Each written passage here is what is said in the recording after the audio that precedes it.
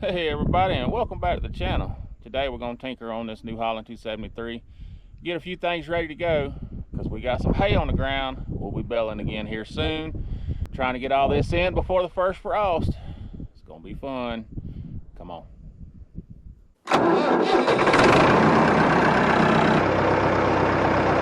So if you go a few episodes back and see a few of the things that we had issues with this one, overall it's done pretty good, but we're going to tighten up our pickup chain.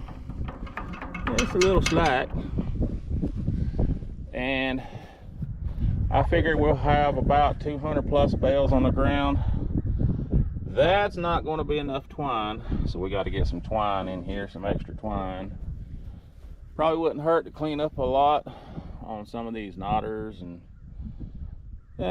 all these little tidbits and pieces, but we may or may not do that.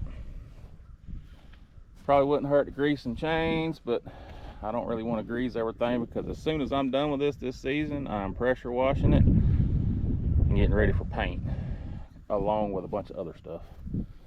We have a lot of problems with our PTO shaft. It just hard to put in. As you can notice, I've been beating the crap out of it with a hammer. And our PTO, our little pin for quick release was missing. So got one of them, so we're gonna get this reinstalled. And then we're gonna bale with it. So I wanted y'all to come along and see what we got going on this episode of L&B Outdoors, Farm and More. All right, we're gonna start with getting this PTO shaft put back on. Make sure everything's gonna fit right. Oh man, look at there. It's got a little binding action right there at the end, and I don't know why. I don't get that unless that shaft's bent.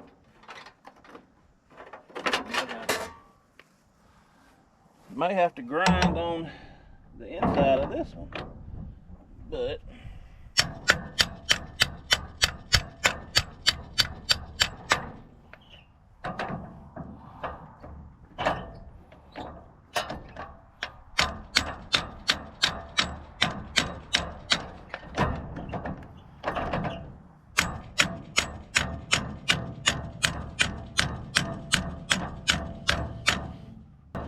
I really need to get a bigger hammer.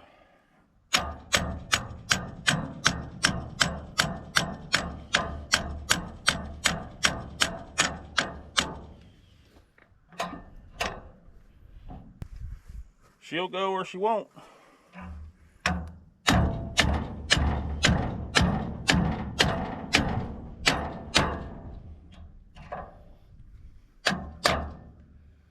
All right. Pin's in place. It shouldn't back off there no more. That'll be a good thing. Hopefully. So PTO's done. We need to get our twine. And remember, I don't know, back in the revival video of this baler, I showed y'all how you can tie your ends of these to another bundle and it'll keep going. Well, guess what? Y'all fitting to see that.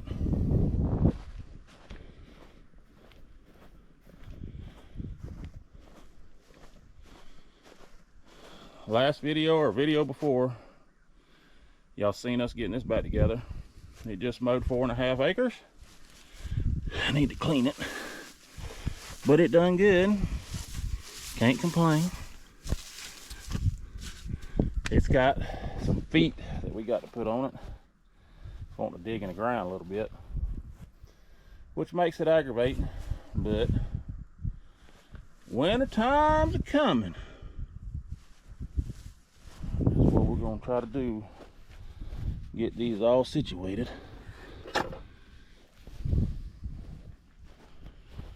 New Holland 315 baler. I bet it figures I abandoned it because after I got that 273 going, I haven't put this one back out in the field, but it's okay. I ain't abandoning it. As you see, we got a bunch of junk in here too. Alright, so we're going to utilize this polystring, and we're going to snip it about right there. Well, if it'll snip. Snip this side about right there.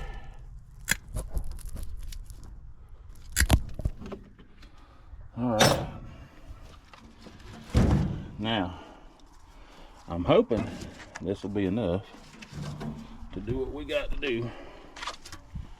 Because I'm rough figuring about 200 plus 240 in the field I just cut. And then I've got 1 acre, and I've got 1 acre back over in there that I'm gonna cut for my animals for the winter. And that ought to be everything cut then. So anyway, make sure I ain't sitting on no string in the middle. I know I'm messing y'all up, and I'm sorry, but that's the way it is when you video. Alright, so you got these. On the ends of these, you got a loop. You can pull it up somewhere. There we go. So that will tie to your inner on these. So when this pulls its last piece, it'll be tied to this. It'll pull from this one. So then this one, the same thing. And we'll tie it to this one. So the only thing that I have problems with is I like to square knot, double knot, sometimes triple knot. And whenever you put a knot in these and it makes too big of a knot per se, it's like a ball. Sometimes when it comes through the needle hole right there, it'll break because it can't come through that needle hole. And at that point, you mistie a couple of times, you stop, get off, find the problem, run your string on through, tie it all up, and you just keep going. I have done it twice. I have set it up like this and never missed a beat and kept going. And it was like, hey, I'm on my new string, because it went from a sisal to a blue poly. So you can tell whenever it starts tying, because you can see it. Anyway, I'm gonna get these tied up, and we'll move on to the next item.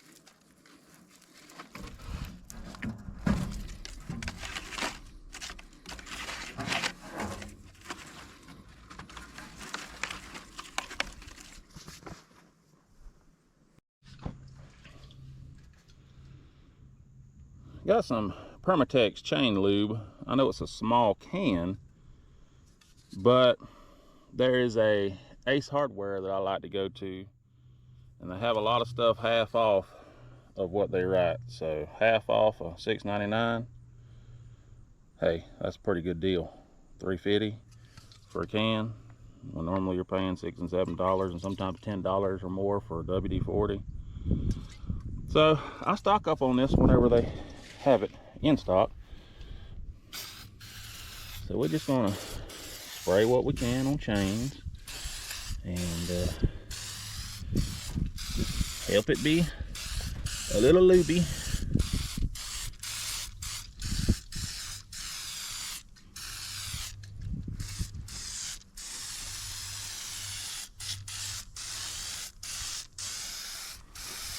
Like I say, we're gonna wash this thing up really good and try to paint it this winter.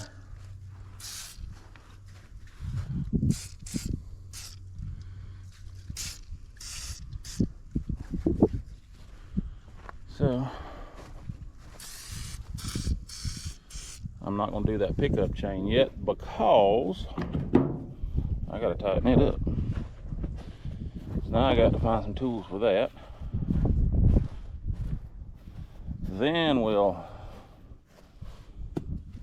try to do that. So bear with me, be right back. All right, so that's the 3/4. We're gonna loosen it up just a hair.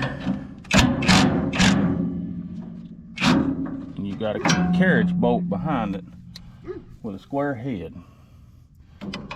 So we got to try to tighten this up the best way we can.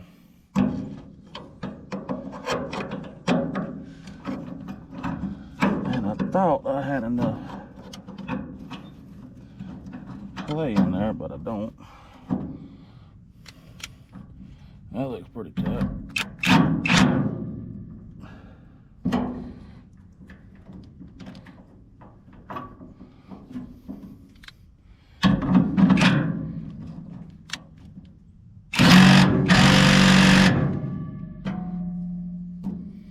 Oh yeah, that's some more better. Now that we're here, spray that chain down. This, believe it or not, is the only chain that I have not replaced. Them other two I have to have replaced, but this is the only one that I haven't replaced yet.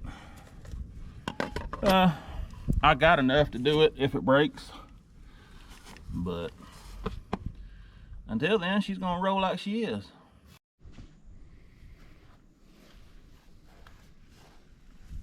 Chain's done, PTO's done, chains are greased, new twine.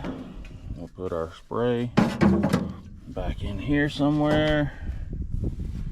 We've got plenty of shear bolts, got a hammer, got some tools over there in that little tool compartment. We're about ready to bale in a couple of days when it's time. I don't know if I showed y'all this before or not, but it's a pretty neat little setup. Flip this up, you got your nice little toolbox in here. Of course, extra bolts, nuts, shear bolts. I ain't even cleaned this out yet. I've got to clean this out because there's a lot of crap in there that's no good. But helps out to be able to have some storage for stuff just like that.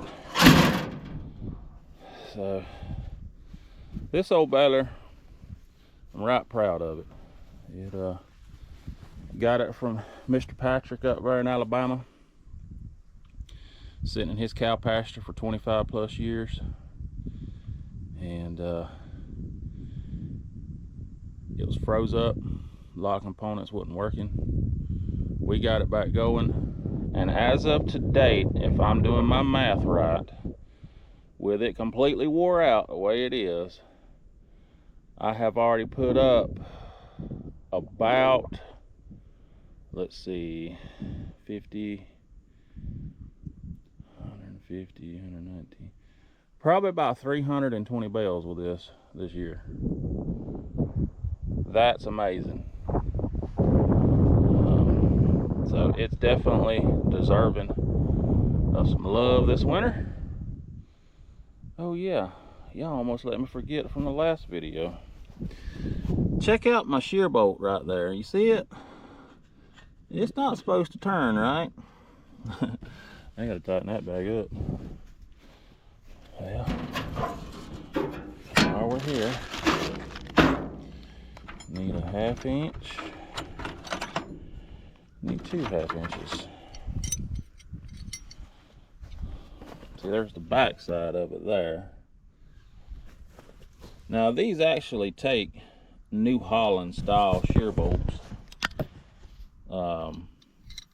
but I ain't never bought none. I've always bought a 2-inch 5/16 grade 5 bolt and a lock nut, and I've never really had a problem. They serve their purpose. But on them actual New Holland shear bolts, they are a little more meatier on the shank. So I think it would actually take a little bit more pressure to break them than these. But most time you got to special order them. And I'd just rather run down to the hardware store and grab some real quick. I know that's not the proper way of doing it, but guess what? That's the way I do it.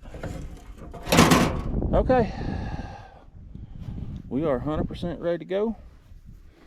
So, we'll see y'all in a couple of days when we start baling.